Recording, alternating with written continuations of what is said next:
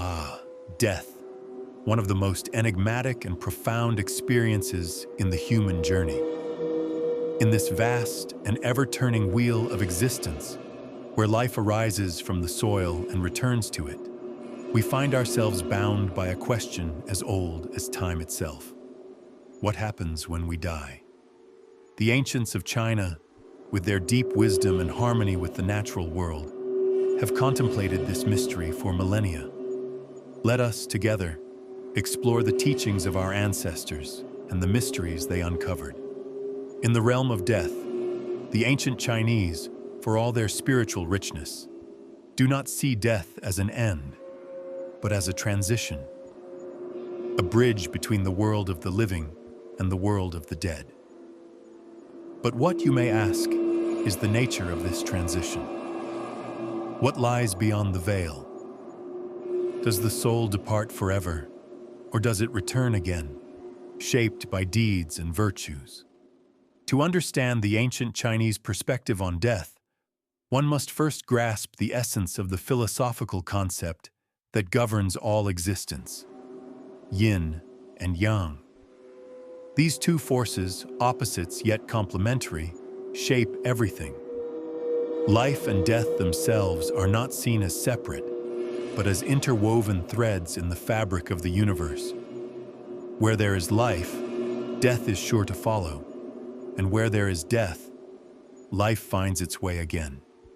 Consider, if you will, the changing of the seasons.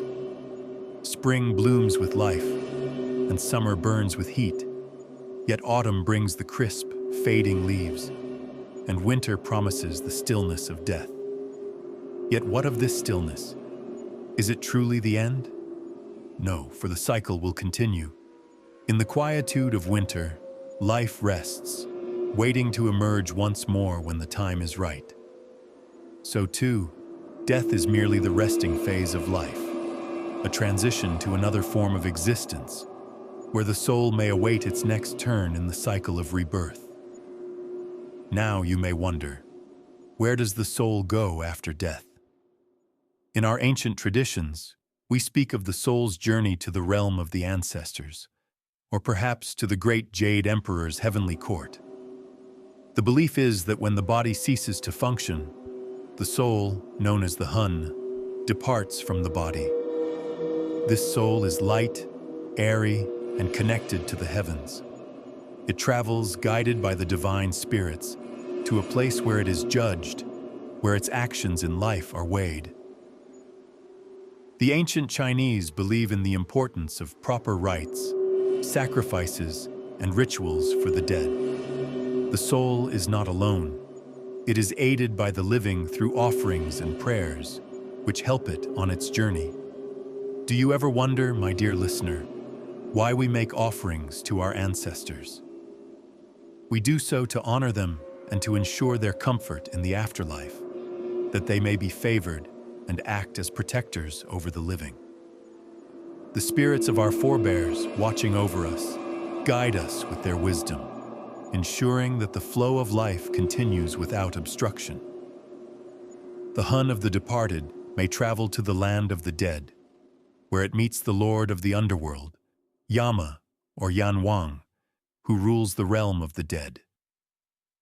Yan Wang oversees the judgment of souls, ensuring that those who have lived righteously are granted peace in the afterlife, while those who have not may face punishment or even reincarnation to atone for their misdeeds. Do you find yourself asking, what happens to the soul if it has lived a life of vice? Well, the ancient belief holds that the soul may be trapped in the underworld for a time, undergoing trials or rebirth, until it has expiated its wrongs. There is a cycle of purification, not unlike the seasonal cycles of nature. If you fail to bloom in one lifetime, you may bloom again in another. But let us not forget the role of our ancestors. For those of us who have passed on and returned to the great cycle, it is believed that the soul may attain a kind of immortality through the memories and rituals performed by their descendants. The family unit, in ancient Chinese thought, is vital to this process. Through filial piety, the living honor the deceased, ensuring that their legacy endures through offerings, ceremonies, and the maintenance of ancestral graves. Consider the Shen, the divine spirits that reside in the realm of the gods. These are the ancestors who have transcended the human world and now exist in harmony with the cosmos. They are powerful and wise beings whose spirits are called upon for guidance, protection, and blessing. To properly honor our ancestors is to invite their wisdom and their protection into our own lives. In this way, death is not something to be feared, but a transition into a greater, more profound form of existence, where the departed continue to play an active role in the lives of the living. Does this notion not fill your heart with comfort? The idea that those who have passed are not truly gone, but live on in the actions and thoughts of those who remember them? But where exactly do the souls go? The ancient texts tell of a world that exists beneath our own, a realm called Diyu, a vast underworld domain ruled by Yan Wang, the king of the dead.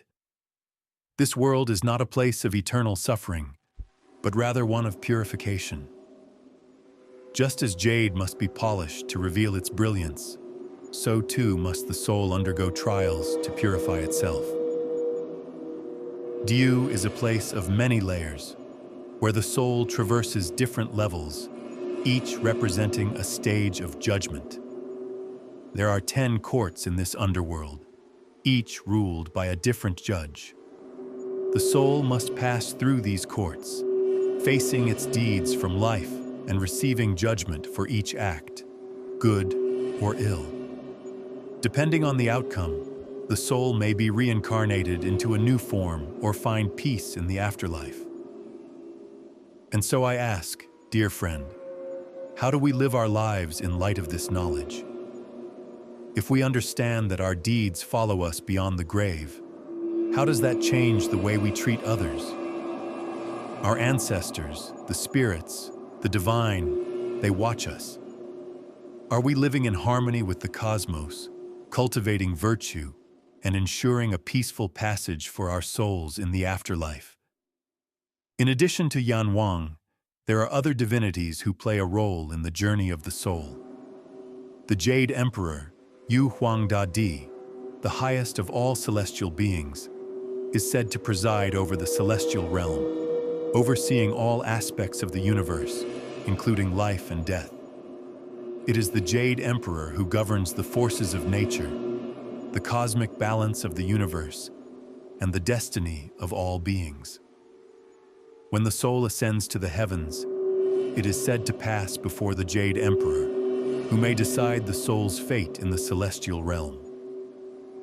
And yet, there are other divine figures, each guiding different aspects of the journey.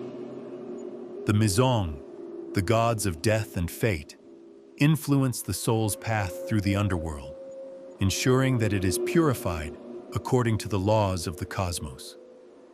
The great god Hutu, guardian of the earth, ensures that the soul's connection to the land remains intact, even as it passes through the realms. Are we not, then, but fleeting particles in the grand design of the universe, guided by these divine beings toward our inevitable return to the source? Finally, we come to the profound belief in reincarnation. For those whose spirits have not attained the purity required to ascend to the heavens or remain with the ancestors, the cycle continues.